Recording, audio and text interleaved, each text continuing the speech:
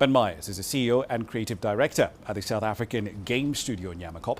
I started our conversation a little earlier by exploring the depth of Pan-African talent behind this upcoming title. We peaked around 30 people full-time, but we've had about maybe 12, at least 12 people from other African countries working on the game, from Nigeria, Kenya, Ghana, Zimbabwe. So it's a very Pan-African development team. Our 3D artist, environment artist is in Ethiopia at the moment, but most of the team is based in South Africa and specifically Joburg. But we've had people from all over the continent working on the game because, you know, it feels appropriate because it is a story about the entire continent and all the artifacts in the game are from all over the continent and all the characters are from all over the continent. And that means the voice acting also has to be from people from all over the continent. So it is made in South Africa and most of the team is South African, but it's a very Pan-African game in terms of who's worked on it. I want to focus on the economics of game development, at least you know, in our side of the world, because most of the time when we think about game development, right, we're talking about, at least for a lot of people, it tends to be the big studios, right?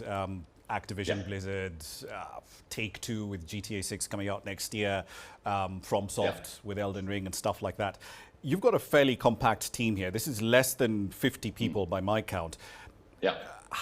How challenging was it to essentially get, you know, the sort of talent that you need, from coding to art to sound mixing, and, you know, having all of them work together to bring this product to market in the course of the year? Yeah, it was quite challenging, and it's part of the reason the game's been worked on for so long. I've been working on this game since late 2017, late 2018, and finding the talent from across the continent and even in South Africa took a really long time. But there are a lot of related industries across the continent. So, for example, we got a lot of our art team out of the really good animation industry in South Africa.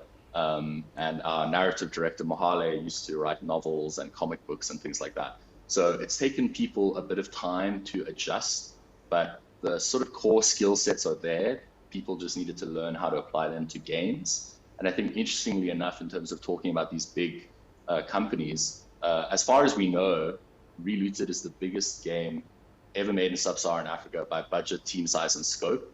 And it's still like a tiny drop in the bucket compared to these huge game studios in the West. What sort of budget are we talking about? We're talking in the low sort of millions of dollars.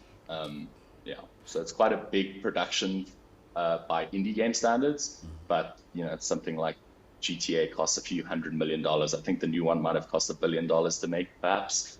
But yeah, we really thought this game deserved that sort of budget. And I think Africa as a whole deserved this super high production value game.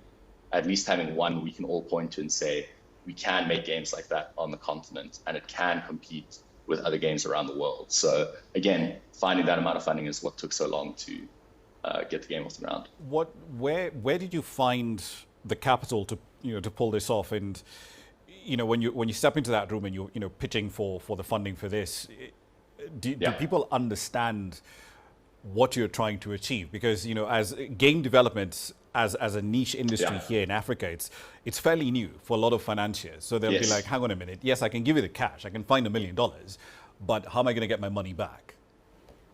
100%. And we actually don't have a lot of local financiers on the continent for that exact reason, because the models for games are like, oh, give me $1 million and I'll see you in 4 years' time, and then we'll see if you get your money back and get a return. It's a bit wild compared to sort of other funding models. At least when you invest into a company, you can see revenue coming in, possibly you can see metrics over time. But with games, it's like you have to make the whole thing before you ever see an ounce of revenue.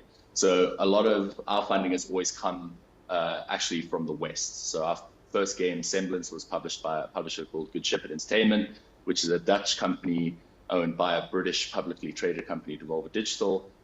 We also got Western funding. Can't talk about specifics for that one, unfortunately. We got Western funding for this one as well. So when we're talking about getting games funded, we're always going to our Western partners and publishers and pitching them. And we're represented by United Talent Agency, one of the two big Hollywood talent agencies, and they help us reach those financiers in the West as well. When can we expect this to come into the market? Are you aiming for holiday season release? So we're looking, it's coming to Steam, the Epic Games Store, and Xbox Series X and S and we don't have a specific release date announced yet, but probably in the next 9 to 12 months. There are hundreds of millions of individuals all across Africa who have a smartphone in their pocket. That makes it an interesting platform to explore. Might we see the title coming to Android and the iOS app stores rather at some point late in the future? I don't think this specific version of the game, because it is quite graphically intensive. We have a huge number of players on the continent, but only braver men than me, or braver people rather than me, are trying to figure out how to monetize the audience. We definitely have a lot of people playing games in Africa, but only a few of us have figured out how to actually monetize them. And sadly, at the end of the day, game studios, we have to make some money to keep making the next game. So this title won't specifically be on mobile, but if the game does well, we'd love to look into some sort of tie-in or mobile-specific version.